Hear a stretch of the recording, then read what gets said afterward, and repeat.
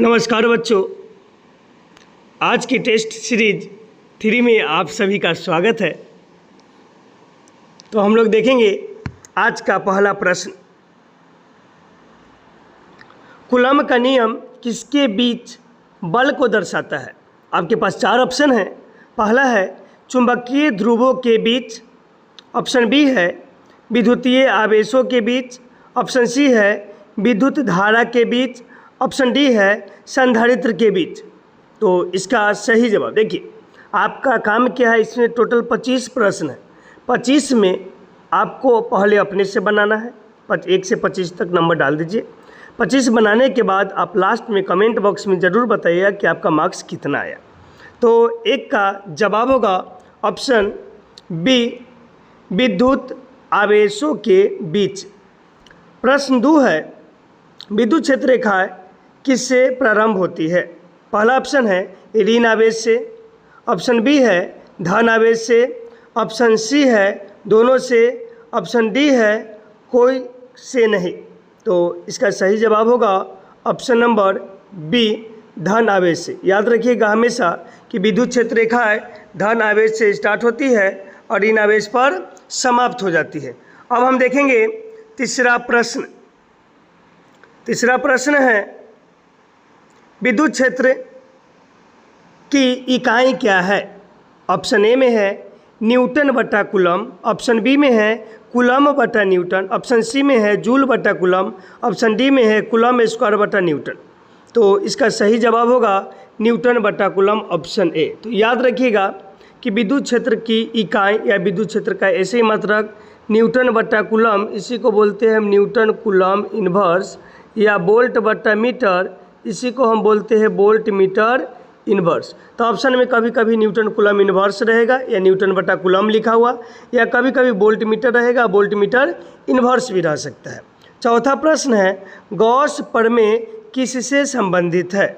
Option A में है चुंबकत्व से, बी में है विद्युत क्षेत्र से, सी में है धारा से, डी में है प्रकाश से। तो अब इसका सही जवाब होगा कि गॉस प्रमेय जो होता है विद्युत क्षेत्र से संबंधित होता है। 4 के सही जवाब होगा ऑप्शन नंबर बी।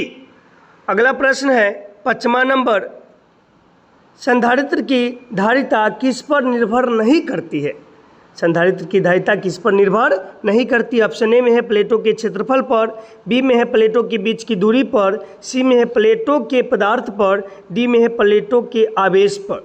तो याद रखिएगा इसका सही जवाब होगा प्लेटों के आवेश पर। इसका सही जवाब होगा 5 की ऑप्शन नंबर डी।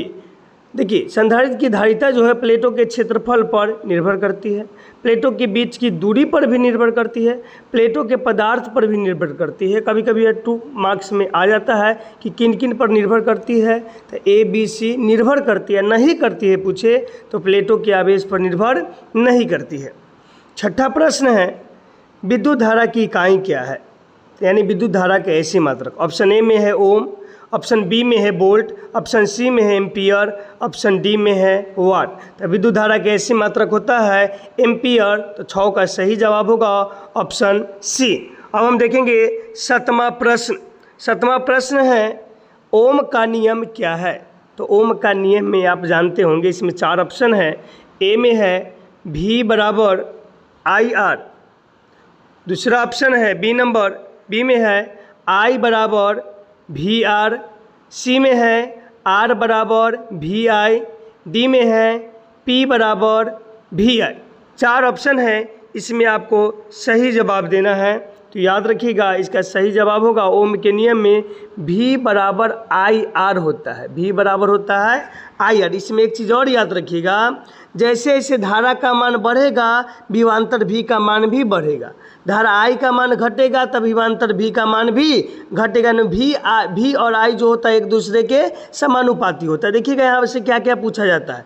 एक तो पूछा जाएगा V बराबर IR, कभी कभी पूछ दिया जाएगा आपसे कि I बराबर क्या होगा, तो I बराबर हो जाएगा V बटा R, इधर गुना में भाग में आ जाएगा। यदि पूछ दिया जाएगा R बराबर क्या होगा, तो R बराबर भी हो जाएगा V बटा I। इस तरह से आपको कुछ भी पूछा जा सकता है। कभी कभी ऑप्शन में रहता है कि ओम के नियम के लिए निम्नलिखित में से कौन सा सत्य है, तो याद रखिएगा V समानुपाती होता है I का, ऐसा ऑप्शन रहेगा। V समानुपाती होता है I का। अब हम देखेंगे 8वां प्रश्न। 8वां प्रश्न में हमारा विद्युत परिपथ में शॉर्ट सर्किट किसके कारण होता है। ऑप्शन ए में है बहुत अधिक प्रतिरोध के कारण, ऑप्शन बी में है बहुत कम प्रतिरोध के कारण, ऑप्शन सी में है धारा न होना, ऑप्शन डी में है शक्ति का क्षय। तो इसका सही जवाब होगा ऑप्शन बी, बहुत कम प्रतिरोध के कारण। 9वां प्रश्न है धारा का ऐसी मात्रक क्या होता है। ऑप्शन ए में है कूलम, ऑप्शन बी में है वोल्ट, ऑप्शन सी में है एम्पियर, ऑप्शन डी में है जूल। विद्युत धारा बोले या धारा बोले, तो इसका सही जवाब होगा 9 नंबर का ऑप्शन सी, एम्पियर। यानी विद्युत धारा का ऐसी मात्रक होता है एम्पियर। अब हम देखेंगे 10वां प्रश्न। 10वां प्रश्न में है चुंबकीय आघूर्ण किसका गुणनफल है। ऑप्शन ए में है धारा और क्षेत्रफल का, धारा और क्षेत्रफल का गुणनफल, बी में है वोल्ट और धारा का, सी में है धारा प्रतिरोध और धारा का, डी में है वोल्ट और प्रतिरोध का। तो इसका सही जवाब होगा ऑप्शन ए, धारा और क्षेत्रफल का। यानी चुंबकीय आघूर्ण जो होता है धारा और क्षेत्रफल का गुणनफल है। 11 है लॉरेंज बल। 11 नंबर में लॉरेंज बल किस पर कार्य करता है। ऑप्शन ए में है स्थिर आवेश पर, बी में है गतिशील आवेश पर, सी में है तटस्थ कण पर, डी में है न्यूट्रॉन पर। तो 11 का सही जवाब होगा गतिशील आवेश पर, यानी 11 का ऑप्शन नंबर बी सही होगा। अब हम देखेंगे क्वेश्चन नंबर 12। 12 में है एम्पियर का परिपथीय नियम किस पर लागू होता है। ऑप्शन ए में अस्थायी चुंबक पर, बी में है विद्युत धारा पर, सी में है विद्युत विभव पर, डी में है प्रकाश पर। तो इसका सही जवाब होगा विद्युत धारा पर। एम्पियर का परिपथीय नियम पढ़े होंगे, वह विद्युत धारा से संबंधित होता है। तो हम बोलेंगे कि एम्पियर का परिपथीय नियम विद्युत धारा पर लागू होता है, यानी 12 का बी नंबर ऑप्शन होगा। 13 में है विद्युत चुंबकीय प्रेरण की खोज किसने किया। तो ऑप्शन ए में है फैराडे, बी में है न्यूटन, सी में है ओम, और डी नंबर ऑप्शन है आपका कूलम। तो देखिए चारों में से कौन सही जवाब होगा। तो विद्युत चुंबकीय प्रेरण की खोज कौन किया था, तो फैराडे, ऑप्शन ए सही जवाब होगा। विद्युत चुंबकीय प्रेरण की खोज किसके द्वारा किया गया था, तो फैराडे के द्वारा। अब हम देखेंगे क्वेश्चन नंबर 14। क्वेश्चन नंबर 14 में है स्वप्रेरण किस में उत्पन्न होता है। ऑप्शन ए में है केवल बाहरी धारा से, बी में है परिपथ में बदलती धारा से, सी में है स्थिर आवेश से, डी में है अस्थायी चुंबक से। तो इसका सही जवाब होगा 14 का बी नंबर, परिपथ में बदलती धारा से। स्वप्रेरण जो है परिपथ में बदलती धारा से उत्पन्न होता है। 15 नंबर प्रश्न है धारा की इकाई एम्पियर किस पर आधारित है। अब देखिए धारा की इकाई जो एम्पियर है किस पर आधारित है, किससे संबंधित है धारा। तो धारा जो होता है ऑप्शन ए में है आवेश प्रवाह, बी में है बल, सी में है ऊर्जा, डी में है कार्य। तो आप जानते हैं आवेश प्रवाह की दर को ही क्या कहता है, कहा जाता है विद्युत धारा। यानी 15 का सही ऑप्शन होगा ए, आवेश प्रवाह। अब हम देखेंगे 16 नंबर प्रश्न। 16 नंबर में कह रहा है संधारित्र में संग्रहित ऊर्जा का सूत्र है। तो आप जानते हैं संधारित्र में संग्रहित ऊर्जा U बराबर आप पढ़े हैं 1/2 CV²। तो इसका सही जवाब होगा, देखिए 4 ऑप्शन है ABCD है, आप देखिए। तो इसका सही जवाब होगा ऑप्शन ए 1/2 CV², यानी 16 का ऑप्शन ए सही जवाब होगा।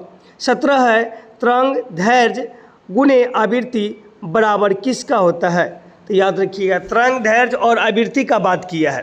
तरंग धैर्य ऑप्शन ए में है वेग, बी में है त्वरण, सी में है बल, और डी में है दाब। तो 17 का सही जवाब सोचिए क्या होगा। तो याद रखिएगा यहाँ पर वेग भी रह सकता है या तरंग वेग भी रहता है। तरंग वेग v बराबर लैम्डा गुणे आवृत्ति f, यानी इसका सही जवाब होगा ऑप्शन ए वेग। देखिए वेग की जगह कभी कभी तरंग वेग भी रह सकता है या वेग भी रह सकता है। तो यानी तरंग वेग बराबर होता है तरंग धैर्य गुणे आवृत्ति, यानी v बराबर लैम्डा गुणे f। अब देखेंगे हम 18 नंबर प्रश्न। 18 नंबर प्रश्न में है ध्वनि तरंग किस प्रकार की तरंग है।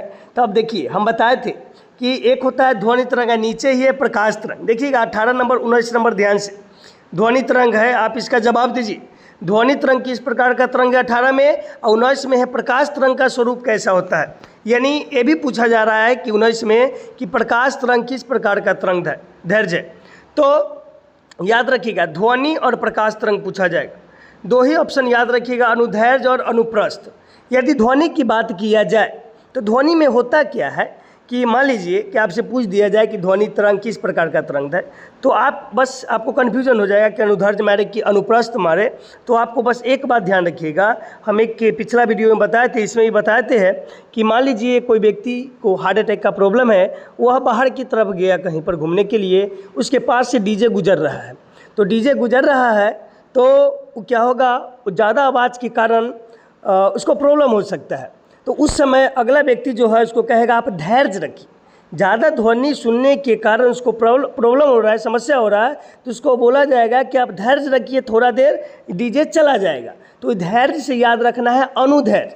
यानी आपसे पूछा जाएगा कि 18 में ध्वनि तरंग किस प्रकार की तरंग है, तो ऑप्शन ए सही जवाब होगा अनुधैर्य, यानी धैर्य रखना है। तो अगला क्या बच गया, अनुप्रस्थ। तो प्रकाश तरंग का स्वरूप कैसा है, तो अनुप्रस्थ, यानी 18 का ऑप्शन नंबर ए सही जवाब होगा, 19 का ऑप्शन नंबर बी सही जवाब होगा। 20 नंबर प्रश्न है। 20 में देखिए क्या कह रहा है, प्रकाश का वेग निर्वात में कितना होता है। देखिएगा प्रकाश का वेग यहाँ पर निर्वात में पूछा गया है। तो याद रखिएगा, हम इसे पिछला वीडियो में बताए थे, प्रकाश का वेग निर्वात में, फिर कांच जल में बताए थे और कांच में बताए थे। आपको निर्वात में बताए थे 3 गुने 10 के पावर कितना। अब देखिए 4 ऑप्शन है। ऑप्शन ए है 3 गुने 10 के पावर 8 मीटर पर सेकेंड, बी में है 3 गुने 10 के पावर 6 मीटर पर सेकेंड, सी में है 3 गुने 10 के पावर 5 मीटर पर सेकेंड, डी में है 3 गुने 10 के पावर 10 मीटर पर सेकेंड। तो आपको हम निर्वात में बताए थे कितना, तो 3 गुने 10 के पावर 8 मीटर पर सेकेंड, यानी इसका सही जवाब होगा ऑप्शन नंबर ए। हम आपको पिछला वीडियो में जल में भी बताए थे पार्ट 2 में, और उसके बाद कांच में भी बताए थे। तो आप कमेंट बॉक्स में आप बताइएगा इसमें कि जल में कितना अपवर्तनांक होता है और कांच में कितना अपवर्तनांक होता है। 19 नंबर प्रश्न है, फोटो इलेक्ट्रॉनिक प्रभाव की खोज किसने की। तो इसका ऑप्शन है पहला आइंस्टाइन, बी में है फैराडे, सी में है हटर्ज, डी में है न्यूटन। तो सोचिए इसका सही जवाब, तो 21 का सही जवाब हो जाएगा हटर्ज। 21 का सही जवाब होगा हटर्ज, यानी सी नंबर ऑप्शन। अब देखिए, अब हम देखेंगे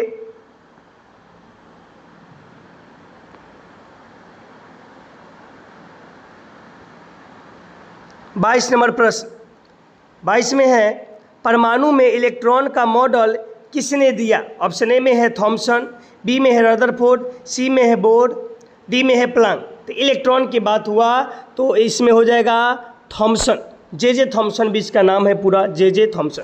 तब देखिए इलेक्ट्रॉन का परमाणु मॉडल बोले या सिर्फ इलेक्ट्रॉन बोले। देखिए एक पूछा जाता है इलेक्ट्रॉन, एक प्रोटॉन और एक न्यूट्रॉन। ध्यान से सुनिएगा, कभी कभी पूछ दिया जाएगा कि इलेक्ट्रॉन का खोज किसके द्वारा किया गया, प्रोटॉन का खोज किसके द्वारा किया गया, न्यूट्रॉन का खोज किसके द्वारा किया गया। तो याद रखिएगा यहाँ पर एक ट्रिक है, ईंट पर नाच, ईंट पर नाच। यानी इसका मतलब आपसे पूछा जाएगा कि इलेक्ट्रॉन का खोज किसके द्वारा किया गया है, तो टी से याद रखिएगा थॉमसन, जे थॉमसन पूरा नाम है, टी से याद रखिएगा थॉमसन, यानी इलेक्ट्रॉन का खोज किसके द्वारा, थॉमसन के द्वारा। पी से होता है प्रोटॉन, पी से होता है प्रोटॉन, प्रोटॉन का खोज कौन किया, तो रदरफोर्ड, र से रदरफोर्ड। न एन से होता है न्यूट्रॉन, न्यूट्रॉन का खोज कौन किया, तो चैडविक, न्यूट्रॉन का खोज कौन किया, तो चैडविक। यहाँ से आपका 3 क्वेश्चन बन सकता है। इलेक्ट्रॉन का खोज तो थॉमसन, प्रोटॉन का खोज रदरफोर्ड, न्यूट्रॉन का खोज चैडविक। अब है 23 नंबर प्रश्न, रेडियोधर्मिता की इकाई क्या है। ऑप्शन ए में है क्यूरी, बी में है हटर्ज, सी में है जूल, डी में है ओम।